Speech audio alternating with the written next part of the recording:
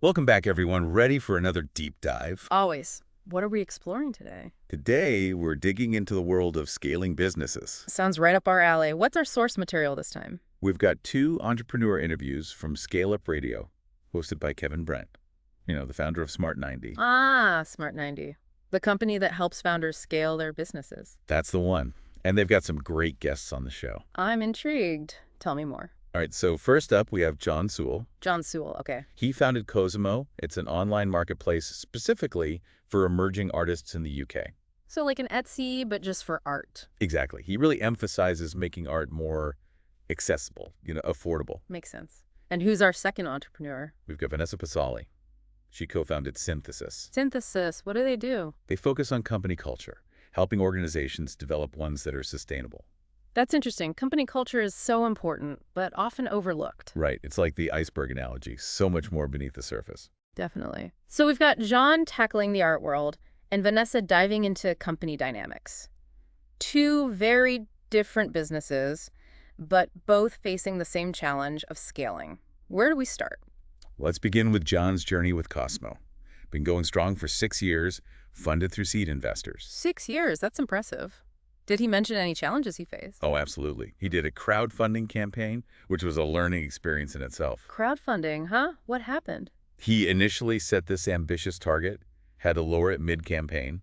Sounds tricky. Did he still reach his goal? It's funny. He actually ended up raising the same amount. Really? How'd that happen? People saw the lower target, and it felt more attainable. Makes sense. Psychology plays a huge role in these things. Totally. It created this momentum. Interesting. Did he talk about the benefits of crowdfunding? Oh, yeah. He ended up with over 150 smaller investors. Wow, that's a lot. Right. Instead of having a few big investors, he's got this whole community, people who are really invested in his success. I bet that's a different dynamic. Did he mention anything about that? Yeah, he joked about his friends who invested always wanting to have board meetings. I can imagine. Sounds like a good problem to have.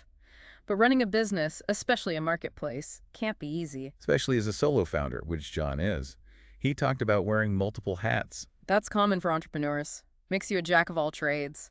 What were some of the things he struggled with? His budget was tight, so he had to rely on a fractional tech team. Fractional tech team, meaning? Not full-time employees, more like freelancers or contractors. I see. Makes sense for a startup trying to manage costs. Definitely. But then he hit a snag. Funding from a micro VC got delayed. Oh, that's never good. How did that affect him? Threw his plans off completely. He mentioned it was a lot of uncertainty. The ups and downs of startup life, right? Always got to be prepared for the unexpected. It definitely highlighted the need for flexibility. Absolutely. You have to be able to adapt and pivot when things change. So did John share any lessons he learned from this experience, especially around fundraising and scaling? Yeah, he had some great insights. One thing he emphasized was proving demand before seeking big funding rounds. Makes sense. Investors want to see that there's an actual market for your product or service.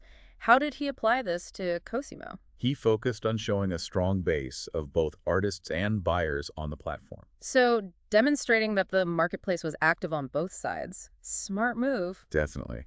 He also mentioned being realistic about fundraising, particularly as a first-time founder. I bet that's hard. It's easy to get caught up in the excitement and underestimate the challenges. Yeah, your network and experience play a huge role. Did John share how he stays on top of things? He's big on continuous learning. Podcasts, AI tools, you name it. AI tools, that's interesting. What does he use them for? He analyzes art market trends, seeing which styles, mediums are popular. Ah, so he's using AI to gain insights and stay ahead of the curve. Very strategic. Exactly. It's like having an extra set of eyes on the market. Makes you wonder what other ways AI can be used in business. What about John's future plans for Cosimo? What's next on his agenda? His main goal right now is proving that the marketplace model is sustainable, profitable. Makes sense. Laying a solid foundation for future growth. But he's also looking ahead, especially at the potential of AI. AI, again. How does he see it impacting the art world? Imagine AI curating personalized art collections based on your tastes, preferences. Wow, that's a fascinating concept, like having a personal art advisor in your pocket. Exactly. So he's not just thinking about the present, but how technology can shape the future of business. That's impressive. Thinking long-term and anticipating change is crucial for success. So we've heard about John's journey building an online marketplace. Now let's switch gears and explore Vanessa's approach with synthesis and company culture. What stood out to you about her perspective? What really struck me was her focus on what she called the hidden aspects of company culture, those unspoken dynamics. Hidden aspects. I'm intrigued. Can you elaborate? It's like those subtle things, the way people communicate, the unspoken expectations. Right. The stuff that's not written in any employee handbook. It's like peeling back the layers of an onion. Exactly. And Vanessa believes that to build a truly sustainable culture, you have to address those underlying elements. She compared companies to icebergs. The tip is what we see on the surface, but the real mass is below. Exactly. She argued that real change requires going deeper, addressing those subconscious beliefs and behaviors. Sounds like she's got a pretty unique approach. Did she talk about any specific methods she uses? She does. She's got this model, calls it the 4C model. 4Cs. Intriguing. What are they? So you've got collaboration, communication, clarity. 3 important elements for any team. What about the 4th C? She's keeping that one a secret for now. But she did emphasize the importance of trust. Trust, absolutely. It's the foundation for everything, especially in a team setting.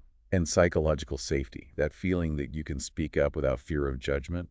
It's crucial. If people don't feel safe, they won't share their ideas or voice their concerns. Exactly. It's like trying to build a house on sand. It's just not going to work. Vanessa also mentioned a challenge many business owners face. Moving from a founder-led model to a more team-driven approach. Like letting go of the reins a bit. It's got to be tough. Especially for leaders with dominant personalities. She called them high Ds and Es. High Ds and Es. What does that mean? It's from personality profiling. D stands for dominance, I for influence. So those are the go-getters, the ones who love to take charge. Exactly. High Ds love a challenge, thrive on being in control. And the high Es. They're the outgoing, enthusiastic types, great at building relationships, rallying people around a shared vision. Sounds like both types can be great leaders, but probably have their own challenges when it comes to delegating. Exactly. That's where Vanessa believes emotional intelligence comes in. Crucial for effective leadership. Makes sense. Understanding and managing not just your own emotions, but being sensitive to others. It's about creating a space where people feel comfortable to contribute, even disagree. Exactly. And the best part, Vanessa believes emotional intelligence can be learned. So it's not just about personality. It's a skill anyone can develop with effort. That's encouraging. Yeah. Leadership is a journey, not a destination. Right. Always room to grow and improve. Absolutely. And Vanessa had some interesting thoughts on the changing world of work, too. We'll delve into those after a quick break. Stay tuned.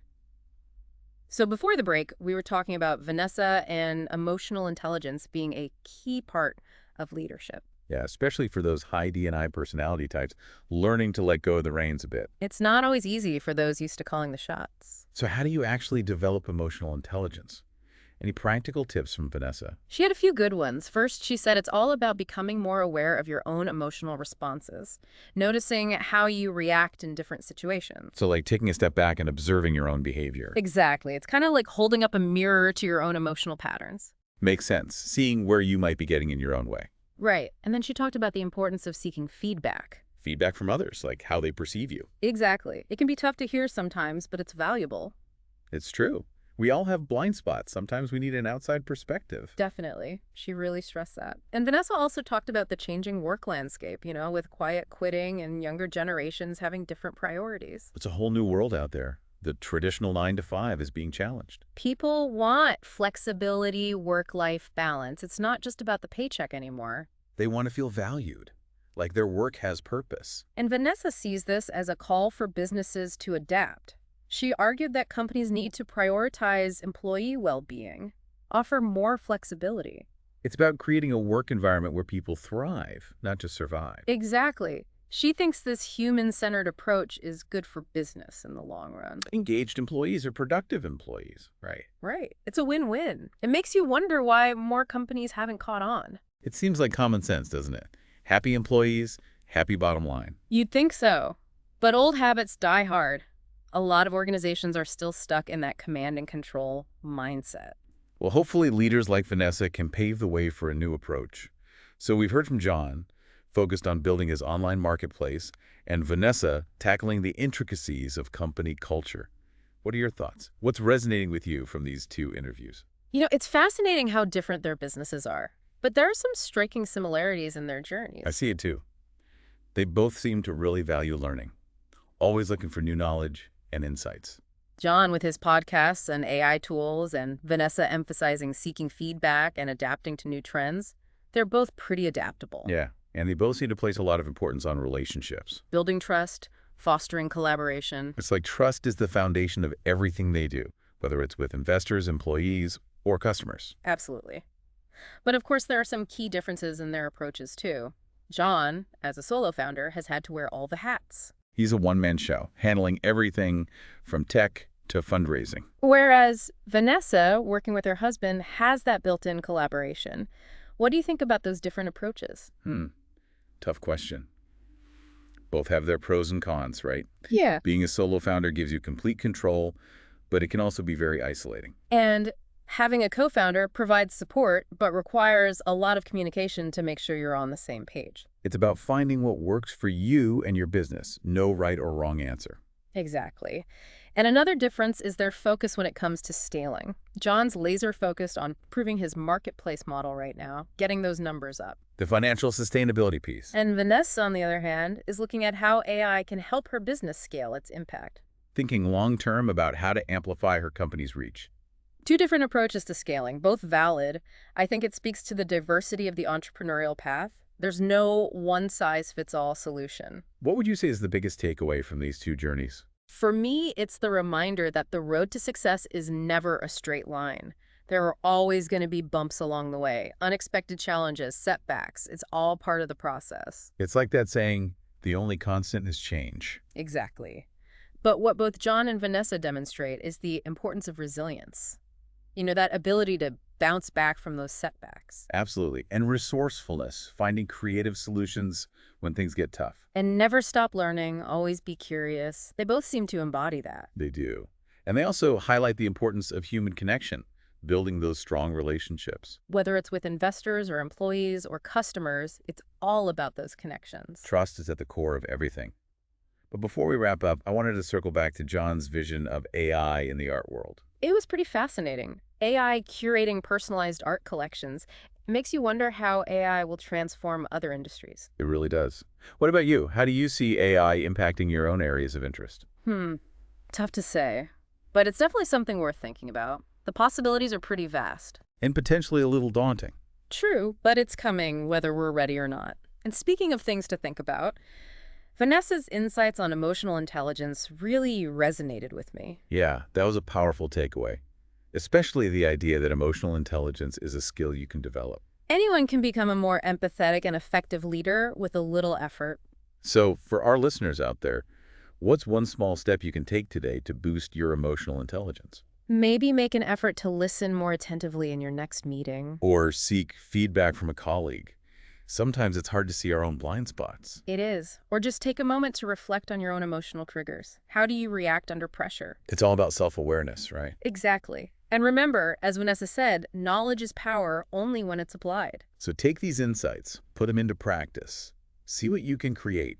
That's it for this deep dive, folks. Until next time.